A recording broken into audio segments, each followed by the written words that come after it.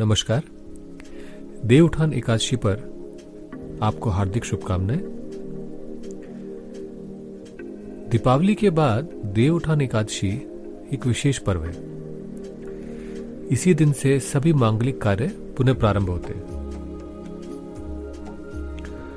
आपको ध्यान होगा देवशयनी एकादशी जो आषाढ़ शुक्ल पक्ष में पड़ती है, उस दिन श्री विष्णु योग निद्रा में चले जाते हैं और 4 माह इस निद्रा में रहते हैं। उसके बाद देव उठान एकादशी के दिन वो पुनः जागृत होते हैं। इनसे संबंधित एक अत्यंत रोचक कथा है जो आप भी जानकर के हर्षित होंगे। एक समय शंखचूड़ नाम का एक असुर अत्यंत प्रतापी हो गया और कोई भी देव उसको रोक नहीं पा रहा था, सक्षम नहीं हो पा रहा था। और उसकी ताकत का जो रहस्य था वो था उसकी पत्नी का सत्यत्व। उसकी पत्नी का नाम था तुलसी।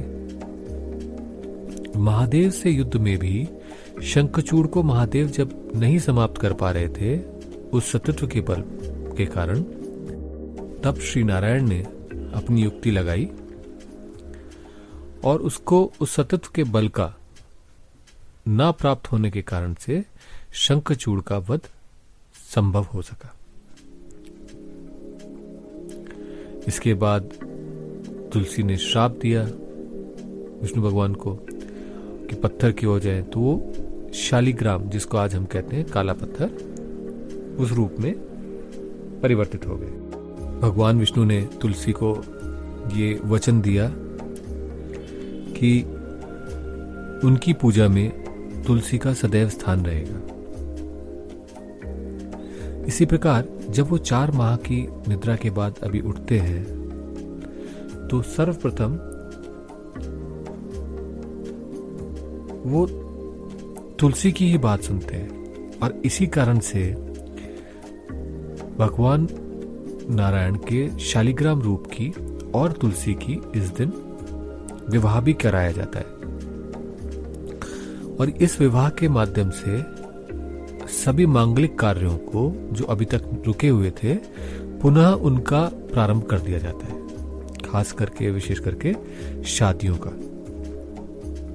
तो अगर आप इस प्रकार से देखें तो ये स्पष्ट होता है कि जब भी भगवान विष्णु जागृत होते हैं तो जो नेगेटिव शक्तियां हैं, एनर्जीज हैं, आसुरी शक्तियां हैं, वो क्षीण होने लग जाती है, वो क्षीण हो जाती है तथा देव या पॉजिटिव ऊर्जा सक्रिय हो जाती है, वो वृद्धि को प्राप्त होती है। इसका कारण है कि जीवन के पालन के लिए, संचालन के लिए ये आवश्यक है कि हम किसी भी प्रकार से अपनी पॉजिटिव एनर्जीज को बढ़ाते रहें। नेगेटिव एनर्जीज तो स्वतः ही बढ़ी हुई रहती हैं।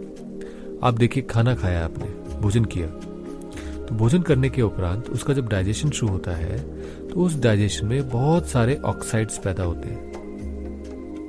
तो अब वो नेगेटिव ऊर्जा को उसको क्लीन करना पड़ता है शरीर को। खूब सारा हम पानी पीते हैं, उसको जो है शरीर से एंटीऑक्सीडेंट्स के माध्यम से न्यूट्रलाइज करके निकालते हैं और शरीर खुद भी अपने आप भी न्यूट्रलाइज करता है। तो हर परिस्थिति में उस नेगेटिविटी की जो अपने आप ही उत्पत्ति हो रही है उसके अगेंस्ट, उसके विरुद्ध में पॉजिटिव ऊर्जा की भी आवश्यकता होती है। तो भगवान विष्णु के आते ही उस पॉजिटिव ऊर्जा को बल मिलता है, देवताओं को बल मिलता है और इसी से ही जीवन का संचालन संभव हो पाता है। वास्तव में भगवान विष्णु वाइटल एनर्जी के देवता है। जितनी भी हमारे अंदर वाइटलिटी है वो सारी भगवान विष्णु की वजह से है। आप देखिए, अपनी युवावस्था में खिली त्वचा, भरा पूरा शरीर, मुस्कुराता चेहरा, बहुत सारे तनाव होंगे, फिर भी हम उन सबसे जूझ सकते हैं। इस सब के पीछे वाइटलिटी ही एकमात्र कारण है। और यही कारण है कि हम इतना सब कुछ होने के बावजूद भी जीवन को सस्टेन कर पाते हैं। अब आप देखिए, अगर ये समय वाइटलिटी का शो हो रहा है तो इसका मतलब हमारी पोषण वो बढ़ जाना चाहिए, हमारे शरीर को की क्षमताओं का बढ़ना संभव होना चाहिए। और यही होता है। आप देखिए, विंटर्स में खूब सारी एनर्जी, खूब सारी संभावना, क्षमता, इम्यूनिटी आप इकट्ठी करते हैं और समर्स में फिर तेज तपते सूर्य के सामने जूझते हैं और उसको यूज करते हैं। तो जीवन के सस्टेनेंस के लिए और शरीर के विकास के लिए, शरीर की क्षमताओं को सुधारने के लिए winter is the best time.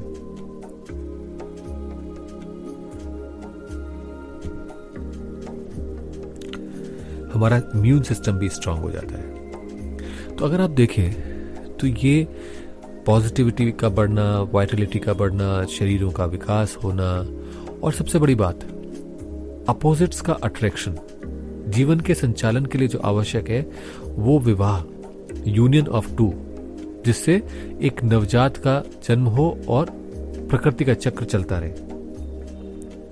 ये सारा कुछ देवउठान एकादशी के दिन से पुनः प्रारंभ हो जाता है।